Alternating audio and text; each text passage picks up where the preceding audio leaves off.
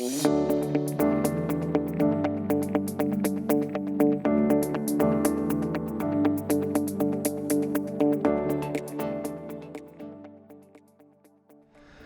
21 est une démarche qui a été initiée par l'AUTF et l'ADEME et qui permet aux entreprises de s'engager dans une démarche volontaire de réduction des émissions de CO2 des transports de marchandises.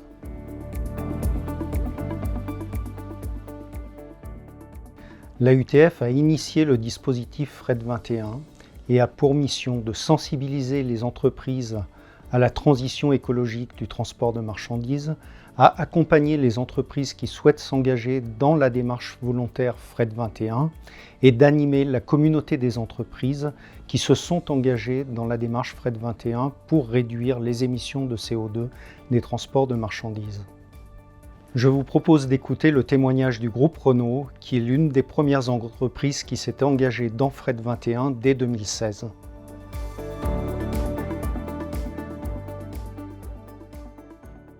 Alors Renault est engagé pour atteindre la neutralité carbone en 2040 en Europe et en 2050 dans le monde.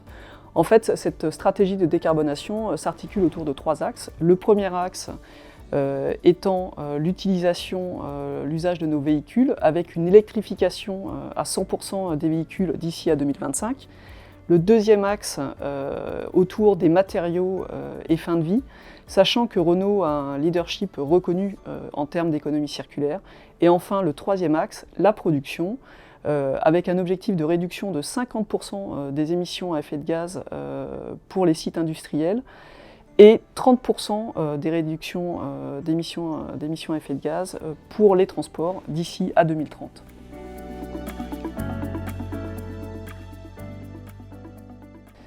Eh bien, en fait, la supply chain est totalement partie prenante du troisième axe de la stratégie de Renault, production, avec cet objectif finalement de réduire de 30% nos émissions de CO2 entre 2020 et 2030 pour nos transports. En fait, nous souhaitons vraiment accélérer la décarbonation de notre supply chain pour avoir une supply chain encore plus performante et compétitive. Donc notre stratégie s'articule autour de 4 axes. Le premier, le mix énergie. Le deuxième, le report multimodal, ça veut dire passer du transport routier vers du transport ferroviaire. Le troisième, l'optimisation et les innovations qui vont nous permettre de réduire nos kilomètres mètres cubes parcourus. Et puis enfin, le quatrième, l'économie circulaire autour de nos packaging.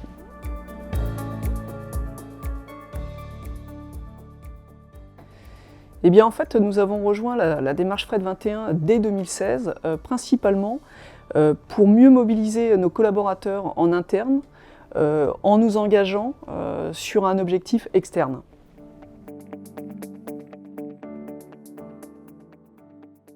Alors je citerai en première action le déploiement du Fuel Programme avec nos transporteurs, où finalement on les encourage à réduire leur consommation de fuel et donc par là même d'émissions de CO2, en pratiquant l'éco-conduite, en ayant une flotte renouvelée et avec des motorisations plus propres. En deuxième exemple, je citerai des innovations, donc on en parlait tout à l'heure, notamment les polyvalent trucks, qui sont des camions qui permettent de transporter des véhicules dans un sens et des pièces dans l'autre, donc ça veut dire optimiser les retours, ainsi que des cargo trucks. Cargo trucks sont des camions plus gros et qui peuvent être finalement optimisés en termes de remplissage, et tout ceci développé avec Effitrans. Et puis en dernier exemple, je citerai finalement le déploiement de camions biogaz avec le transporteur Breger.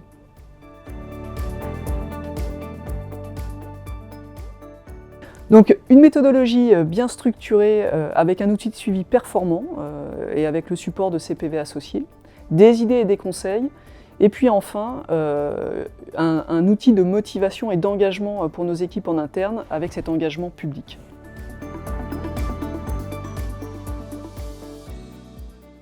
Alors je dirais n'hésitez pas et engagez-vous, c'est une formidable expérience qui nous oblige à être vertueux, qui oblige aussi à faire ce que l'on a dit qu'on ferait, qui permet aussi d'échanger avec d'autres entreprises, et puis finalement qui nous permet de nous aider à déployer et accélérer cette décarbonation. Et d'ailleurs, j'en veux pour preuve, le groupe Renault s'est engagé une deuxième fois dans cette démarche FRED 21.